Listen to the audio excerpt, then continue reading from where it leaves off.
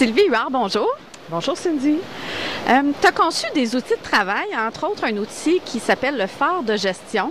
D'ailleurs, je pense qu'il porte bien son acronyme, le PDG. J'aimerais ça que tu nous en parles, comment tu l'utilises pour aider les dirigeants que tu accompagnes. Oui, Cindy, ce petit outil qui est un outil Excel, là, c'est pas un outil compliqué en soi, mais il y a vraiment des onglets qui nous aident à comprendre notre entreprise de façon globale. Et je dis tout le temps que la version 1 de s'orienter, qui est plus un plan stratégique sur une page, veut rien dire. C'est la version 8 qui nous intéresse. Mais la version 8, ça prend environ 1 an si le dirigeant relit sa feuille au moins hebdomadairement. Et la puissance de cet outil-là, c'est de comprendre et de créer des tiroirs dans notre tête pour arriver à rassembler toute l'information qui est si complexe aujourd'hui. Par exemple, ton client, qu'est-ce qui s'attend de toi? C'est quoi ses besoins prioritaires?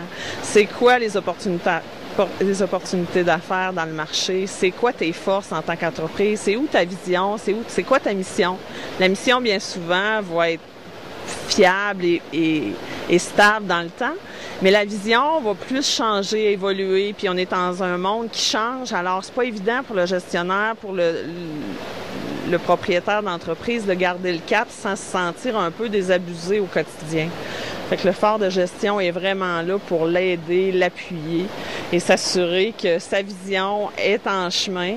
Et quand il change sa vision, il réalise avec cet outil-là à quel point tout change. Donc, c'est important de pas trop passer à l'action avant de bien s'assurer d'où on va.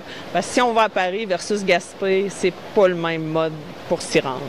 Mais j'imagine qu'entre les différentes versions du phare de gestion, il y a certaines actions qui sont posées. Oh, tout à fait. Puis c'est ce qui fait sa puissance parce que c'est pas un plan tactique où on va avoir 95 pages puis où tout va être détaillé. Ça se passe ailleurs. Moi, je travaille surtout avec la PME et c'est dans la tête du dirigeant que ça devient clair. Et c'est dans sa tête que quand ça devient clair, il trouve les mots pour le dire. Les mots pour le dire, les mots pour le dire à ses clients, à ses fournisseurs, à ses employés surtout pour les mobiliser derrière lui pour réaliser son rêve. Tout le monde veut participer au rêve de quelqu'un et c'est un peu l'outil phare de gestion qui va l'aider à lui donner les bons mots pour que le monde le suive dans ses rêves. Puis je sais que cet outil-là est disponible sur ton site web pour ceux qui veulent aller le voir, mais je crois qu'il y a une belle valeur ajoutée de travailler directement avec toi. C'est certain que l'outil est disponible là. La différence quand les gens viennent à moi pour travailler avec, c'est que souvent, devant la page blanche, OK, c'est quoi mes opportunités d'affaires? C'est quoi mes forces? Pour certains, c'est un peu plate de faire ça tout seul dans son salon à 11 h le soir. Fait que quand ils viennent chez nous, ben ils se relaxent, puis moi, je leur pose des questions, puis je les remplis moi-même, les cases, puis on a passé 3 heures super agréables à faire revivre encore plus intensément son rêve.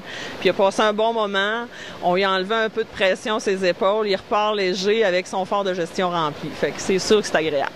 Passez un bon moment, pensez à nos rêves, ça me donne le goût d'aller faire le phare de gestion. Merci Sylvie Huard. Merci beaucoup, Cindy.